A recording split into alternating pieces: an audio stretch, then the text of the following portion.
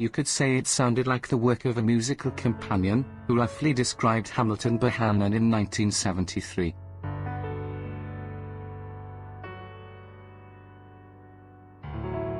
He had spent the 1960s playing drums for Stevie Wonder before creating Motown Sound No. 8211, a kind of equivalent tour of the legendary sessions of the label.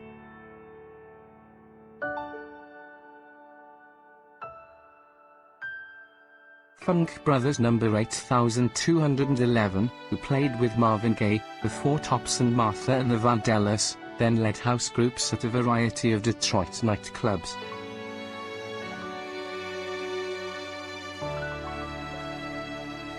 But on its title track, Stop No. 038, Go contained the germ of an idea. Bohannon's drums stripped the syncopated style that was standard on funk tracks in favor of a simple and motor rhythm, the bass drum.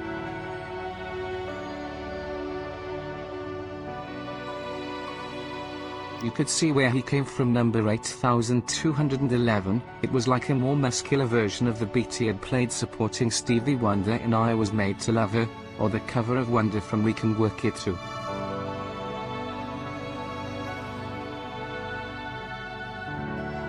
In Philadelphia, Earl Young did something similar, although Young's take was more subtle and delicate, more dependent on changing hi-hat styles, as evidenced by his playing on Harold Melvin and the BL.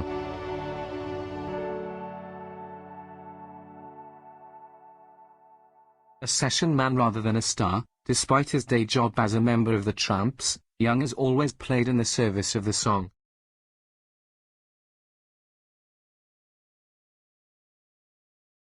Bohannon, however, played aggressively, as if he had decided unilaterally that the drums were a lead instrument, which suited his sound.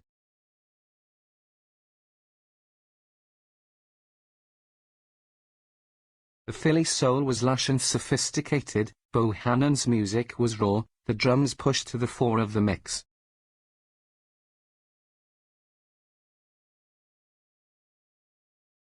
He gave his style a name, Bohannon's Beat, as the title of a 1975 album track suggested, and worked on refining it in the following years.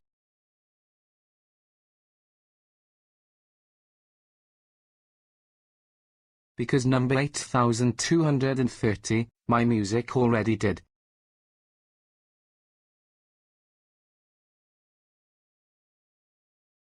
Dance Your Ass Off, 1976, whose title is accompanied by a message from the fervent Christian Bohannon, that it was not used in the direction of blasphemy, is a masterpiece of relentlessness. Fierce W.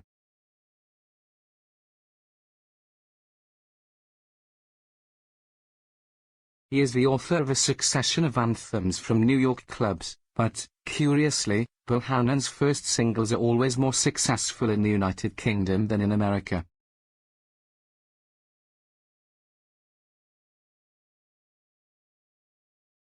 Perhaps they were more in tune with the sound of contemporary British pop.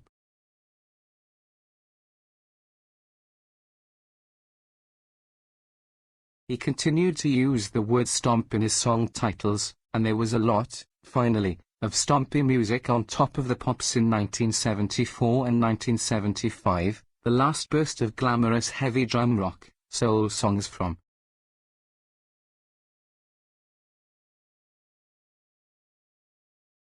But it was the nightclub that made Bohannon a star.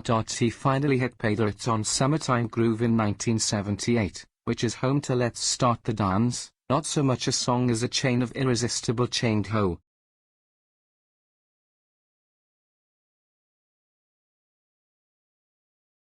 Perry Johnson and Enjoying a Hit Again. It was his biggest success by far, even if his albums were generally of high quality, full of good reasons to dance. Take the Country to New York City, Throw D.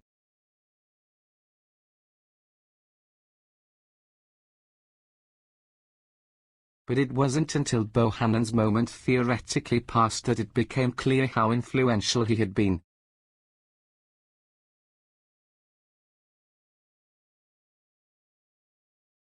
If Earl Young was rightly advertised as the architect of disco beat number 8211, it was his style that was copied endlessly, he who played on countless successes, both as a member of the MFSB and the Salso.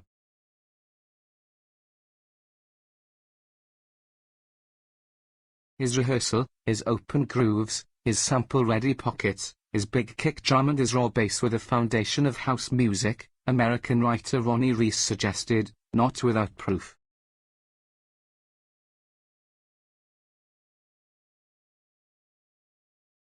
Bohannon's songs were huge in the Chicago clubs that gave birth to house music. Frankie Knuckles played a reissue of Let's Start the Dance at the Warehouse number 8211, a major piece for the Chicago.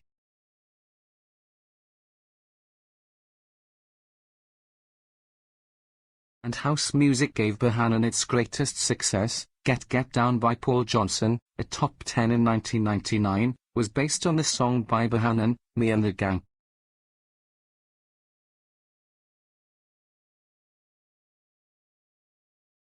Bohannon sued Johnson for using his work without credit, which even Johnson's peers seemed to think was fair enough, given its obvious resemblance to the original.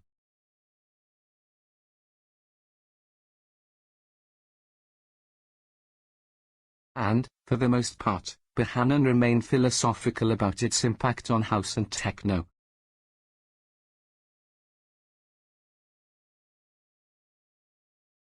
When the music changed like that, I didn't have to try to record anything to keep up with the pace, he noted.